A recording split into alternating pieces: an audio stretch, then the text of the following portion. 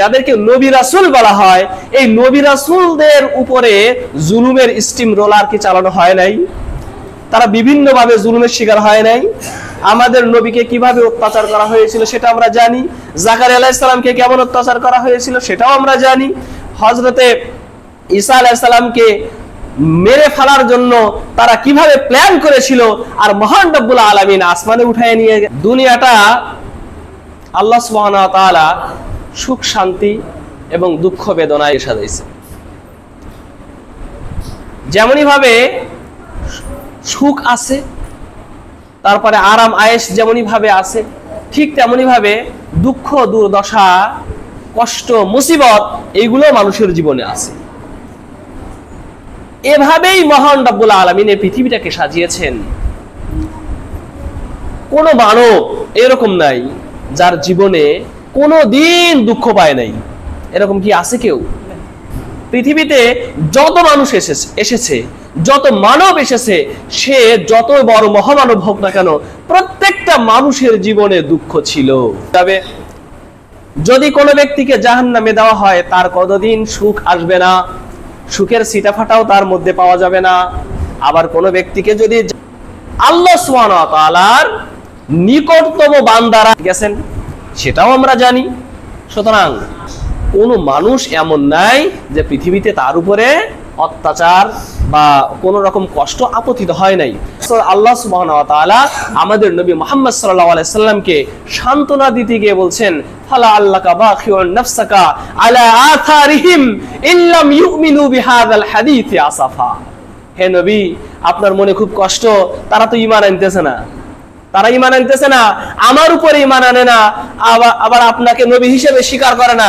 এটা আপনার মনে খুব কষ্ট, এমন কষ্ট আপনার যেন মনে হচ্ছে আপনি নিজে নিজেই শেষ হয়ে যাবেন, আফসোস করতে করতে নিজেই শেষ হয়ে যাবেন। তো এইরকম আফসোস করার দরকার নেই, আপনার দায়িত্ব আপনি পালন করেন। রাসূলুল্লাহ সাল্লাল্লাহু আলাইহি ওয়াসাল্লাম তার মনে এমনও কখনো উদয় হতো, কেন তারা ঈমান আনে না, মনে হয় যে মরে যাব, এমন একটা পরিস্থিতি। আমাদের উম্মতের উপরে রাসূলুল্লাহ সাল্লাল্লাহু আলাইহি সাল্লামের কতটা রহম দিল ছিল, কতটা দয়া ছিল, এমন হলো অবস্থা। সম্মানিত হাজিরিন, যেটা বলতেছিলাম, এই পৃথিবীতে সুখও আছে, আবার কি আছে, দুঃখ আছে। কিন্তু জান্নাতে দেওয়া হয় কোনোদিন দুঃখের ছিটাফাটাও আসবে না। এটা হলো দুনিয়ার চাইতে একেবারে সম্পূর্ণ উল্টা। দুনিয়া এরকম করে সাজাইছেন আল্লাহ সুবহানাহু ওয়া তাআলা, এখন সুখ আছে, কিছুদিন পর দুঃখ আসতে পারে, আবার এখন দুঃখ আছে, কিছুদিন পরে সুখ আসতে পারে। ইন্না মাআল উসরি ইউসরা, ইন্না মাআল উসরি ইউসরা। কঠিনের পরেই আছে সহজ, দুঃখের পরেই আছে সুখ। এটাই হলো দুনিয়া। তবে দুনিয়ার সুখ এবং দুঃখ আর আখিরাতের সুখ দুঃখের মধ্যে পার্থক্য হলো, দুনিয়ার সুখ দুঃখ এটা হলো ক্ষণস্থায়ী, আর আখিরাতের সুখ দুঃখ যেটা আছে এটা হলো চিরস্থায়ী। চূড়ান্ত ফয়সালার পরে মানুষ যখন জান্নাতে যাবে, সেখানে শুধু সুখ পাবে। যখন জাহান্নামে যাবে, সেখানে শুধু দুঃখ আর দুঃখ, সুখ আসবে? এই জন্য দুনিয়াতে যখন আমাদের কোনো দুঃখ আসে, এই দুঃখের ক্ষেত্রে লা তাকনাতু মির রাহমাতিল্লাহ, নৈরাশ হওয়ার কোনো সুযোগ নাই, নৈরাশ হওয়ার দরকার নাই। কারণ আপনি জানেন দুনিয়ার দুঃখ এটা হলো ক্ষণস্থায়ী, ক্ষণস্থায়ী, এটা চিরস্থায়ী না। কিছুদিন পরেই সুখ আসবে ইনশাআল্লাহ, আল্লাহ যদি লিখে রাখেন।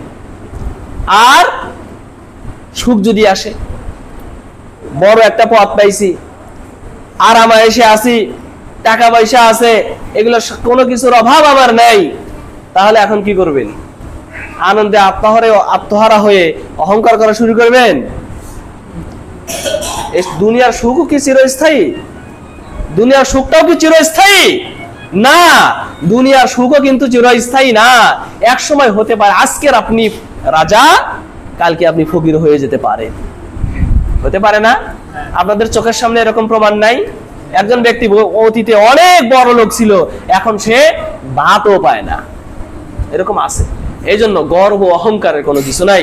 মহান রব্বুল আলামিন সে কথাই বলেছেন, ওয়ালা তামশি ফিল আরদি মারহা, জমিনে তুমি চলবা, তোমাকে চলার অধিকার দেওয়া হয়েছে, ঠিক আছে তুমি চলো, অনুমতি দেওয়া হয়েছে, কিন্তু এই চলাটা যেন দম্ভ অহংকারের সাথে যেন না হয়। ওয়া ইযা খাতাবাহুমুল জাহিলুনা ক্বালু সালামা, যখন কোন মূর্খ লোক আপনাকে সম্বোধন করে, কোন রকম কটূক্তিমূলক কোনো কথা বলে, অথবা আপনাকে কষ্ট দেয়, যে কোনো ভাবে কষ্ট দেয়, আপনি বলেন সালাম, বিদায়, তোমার সাথে আমার ওই রকম কোনো কথা নাই, তোমার সাথে ঝগড়া করার আমার দরকার নেই, ব্যাস আপনি চলে আসেন সেখান থেকে। এটা হলো একজন দুনিয়াতে একজন জ্ঞানী, একজন ভালো মানুষের পরিচয়।